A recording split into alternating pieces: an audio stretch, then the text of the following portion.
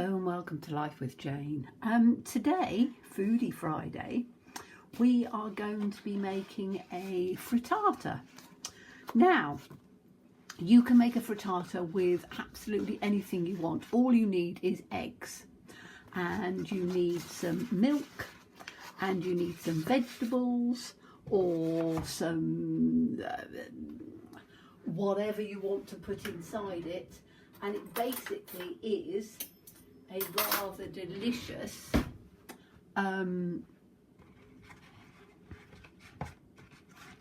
egg, almost like a cake that you can, well, it's a savoury dish. Anyway, we will make it and you'll see what it's like. So I'm going to put in, just had a look at that. It was the fork that was attaching. I suddenly thought that a great big piece of egg had come in. Right, we need 4 eggs. So I have got 4 eggs. And I'm just going to break them straight into a glass, doing exactly what I've said I don't do. I always break them separately, but these are fairly fresh eggs, so I don't have to worry about them too much. But I will always normally break them in a cup, because then you ensure that you're not putting a bad egg in. But these days we very rarely ever get bad eggs, so I don't tend to worry too much. Okay, so we want eggs, we want some seasoning, so I'm going to put some salt in there, about half a level flat teaspoon. Some pepper, so I've got some pepper with the pepper mill, so let's just put some pepper in.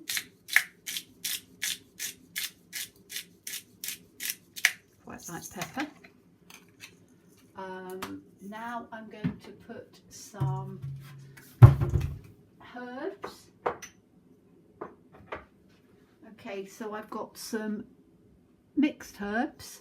I'm going to put a good old shake of those in, and again, flavour to taste. And then I've got some of my garlic pepper, which I really like. I'm going to put a little bit of that in there as well. Okay, so those are my herbs and spices. Then I want to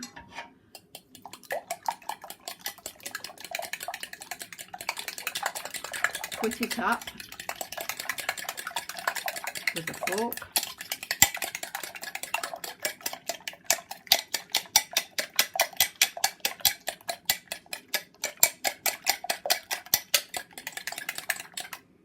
Like that, and then I'm going to add some milk to it. Now, how much milk? I just do a splosh.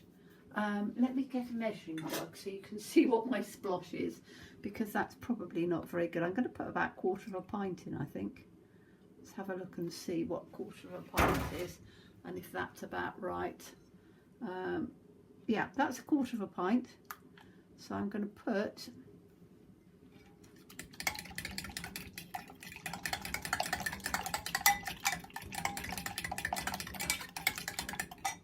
I can get 1/4 of a pint in there.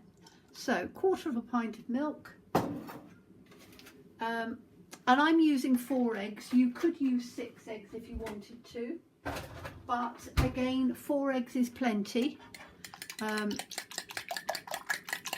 I'm just going to mix that all up together and put that to one side while we do the other things. Okay, so just to recap, you've got 4 eggs, 1/4 of a pint of milk, and then some herbs and seasoning. So I'm going to just put that to one side. I'm going to take my frying pan. You can see I've already got oil and things in there because I have started cooking some of this, otherwise it would take way too long. So in here I have already done onion, 1 courgette or zucchini, depending where you come from, and some garlic. and I've just fried that off till the courgettes are nice and soft. I've also, in the air fryer, I've got 2 small potatoes and a sweet potato, which I've literally just done with some oil in there till they're soft. And then I've got some red peppers, which I need to put into the pan now, and I just want to fry those off just a little bit, or saute them off. I've got a nice pan like that. Don't think I need any extra oil, but I'm just going to put those in there for a minute. Now, while those are cooking, I need to prepare a little bit of cheese. Now, you can put whatever cheese you want in there. You can omit any of these things if you don't want them. So people that can't have potatoes, omit the potatoes. Don't put the potatoes in there. If you don't like peppers, don't put peppers.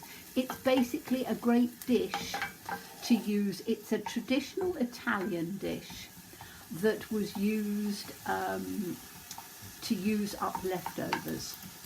So you literally used whatever you had. So you can keep it all green, and you can put spinach, asparagus, kale, all sorts of, you know, anything that's green there, peas. You can have, you know, red, so you can have tomatoes, probably not, because they're a bit too wet. You don't want it overly wet, but anything that you would put into a quiche, you know, we did the quiche the other day, anything that you can put into a quiche, you can put into a frittata. And basically you just haven't got the pastry, and you've got other things, and you can then slice it once it's cooked and cold, and then have it over a few days. You can have it hot, you can have it cold, you can have it with salad, however you want to do it. So I'm just doing these peppers. I don't want it to be overly cooked, so I'm just doing them. That's why I'm moving them around a bit, because I don't want them to blacken. But I'm just cooking these up just a little bit so that they go quite nice. And I think that's probably about right. So I'm just going to put those onto my plate. And then I can put my pan back on. I'm going to add a little bit more. I use olive oil because I like olive oil. You can use vegetable oil, you can use sunflower oil. Now I'm going to start sort of layering this up. So I'm just going to let the oil heat up a little bit, because you want it fairly hot. And then I'm going to add my potatoes, which I can put in here. And as I say, they've been pre-cooked in the air fryer, not so that they are soggy soft, but so that they are cooked, because as I say, this is going to be a quite a large dish, so you want your layer of potatoes in.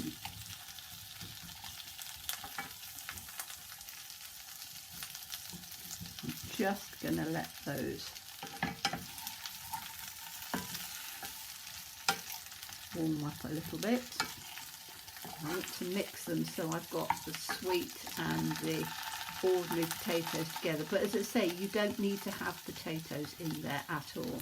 You can leave it exactly without. Okay, so I'm going to shake it, because then it sits without gaps. You don't want the gaps in there. Okay, so the next layer that I'm going to put in is the courgettes, and let's do it this side.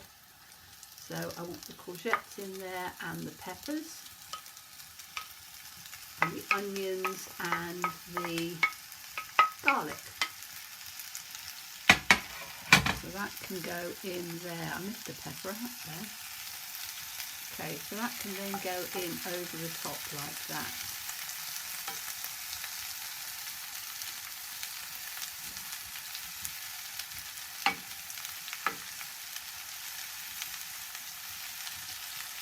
Okay, I'm just going to turn the gas down a little bit. I've got it a little bit high. And then we've got our egg mixture. And what I'm going to do is I'm going to add, I've got some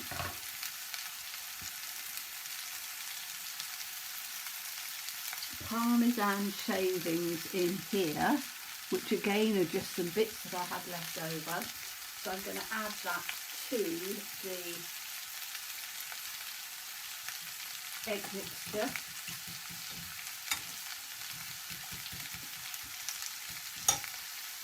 You can put other cheeses in as well.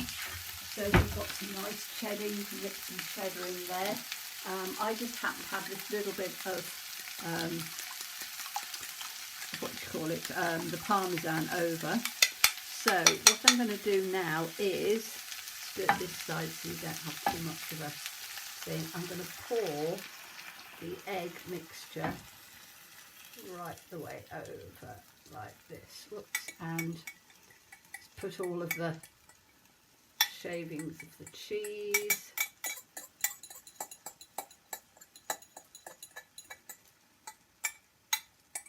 In like this, and I can like spread that across a bit, can't I?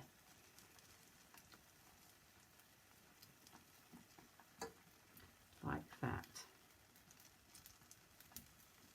Okay. Put the cheese out like that. Okay, so now you've got all of this loveliness in there. What you need to do is you need to let it cook from the bottom up for about 10 minutes or so. About 10 minutes. Maybe not quite as long. You can see how it's starting at the edge, the very edge along here. The egg is starting to cook. Everything else is cooked, so you don't have to worry about that too much. So you're just going to allow it to cook, and then you can do two things. You can put it straight in the oven, so the pan needs to be a pan that can go in the oven, and you need to put it in the oven for 10-15 minutes. You can put it underneath the grill, and you can cook it from the top underneath the grill. Or you can put, which is what I'm going to do to start off with, I'm just going to put the lid on gently, and it will start cooking from the inside as well, because the heat will go all the way round. I need to turn it down quite low because you don't want the bottom to overcook. But can you see how it's starting to steam up? So I can carry on cooking it like that, and then I'm going to put it in underneath the grill, because I want the top to be nice and sort of the same as the bottom, quite sort of crispy and firm. So it's going to be like that for a moment. I'm going to, while we're doing that, I'm just going to make sure that my grill is turned on. So let me just turn the grill on. I can turn that up quite high. But you should be able to see, I'm not going to take the lid off just yet. I'm just going to leave it like that for you so you can actually see it cooking in real time. But you should be able to see that the egg is starting to cook from the inside out. Now, you don't want it to get too soft. So what you can do is you can take the lid off and you can just wipe it through so it doesn't get too, and you can also see it doesn't get too soft. So I'm going to leave it now, and it's going to stay with the lid on for about 5-6 minutes, and then I'm going to finish it off underneath the grill, because then that will cook it completely from the inside. So, you know, you can see when it's starting to cook. So if I take the lid off, I know I should keep the lid on, but just so you can see that the egg is starting to cook from the outside in, but it's not cooking in the middle yet. Can you see how it's sort of wet? So it does need to go in underneath the grill to cook. or as I say, you can put it straight in the oven if you want it to cook, you know, completely from the inside. I'm happy to wait a bit.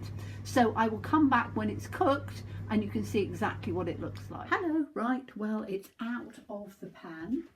Now, I would turn around and say, I'm just going to get a plate. I would turn around and say it's not the easiest thing to get out of the pan.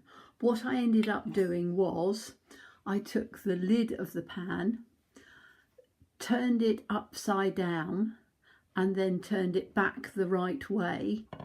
But I did end up taking a slice there. If you've got strong enough hands, you can put a plate over the top and turn it over. My hands aren't very strong, so it didn't work that well. So I'm going to cut a slice of this out because I'm going to have some for my tea anyway. And as I say, it is nice hot. It is nice cold.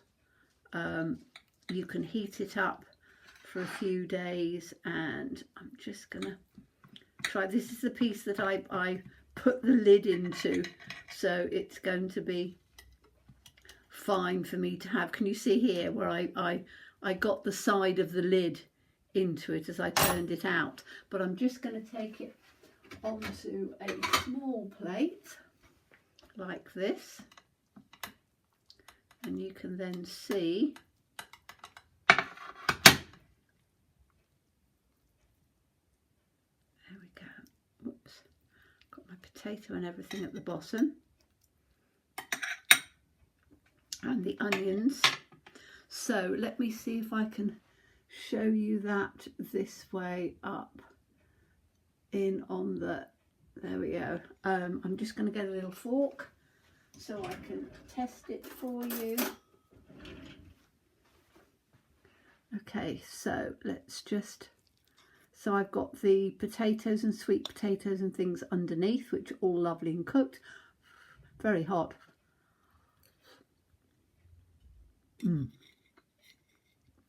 Delicious. I'm just going to turn it up that way so you can see. So you've got all of the lovely bits. It's a bit, as I say, it's a bit like a, well, no, it's because it's got more vegetables and things in, but it's sort of a bit like a quiche, crustless quiche. But as I say, you know, great big, that's a big, huge portion, and it is absolutely delicious. So what you can do is you can cut it into slices and freeze some of the slices and then take them out when you're ready for a meal. But lovely simple dish. Hope you enjoyed it. As always, please stay safe and well. Please be kind and look forward to seeing you again soon. Bye bye.